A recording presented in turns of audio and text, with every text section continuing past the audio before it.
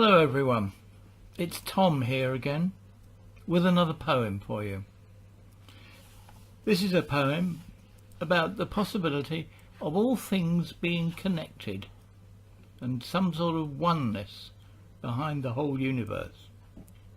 It's called Rainforest, and this is how it goes. The forest drips and glows with green. The tree frog croaks his far-off song. His voice is stillness, moss and rain, drunk from the forest ages long.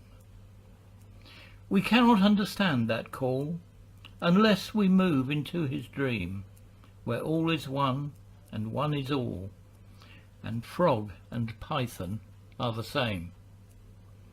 We, with our quick dividing eyes, measure, distinguish, and are gone. The forest burns, the tree frog dies, yet one is all, and all are one. That was called Rainforest, and the poetess was a lady called Judith Wright, and if you want to Google it on computer, you'll definitely be able to. Thank you very much.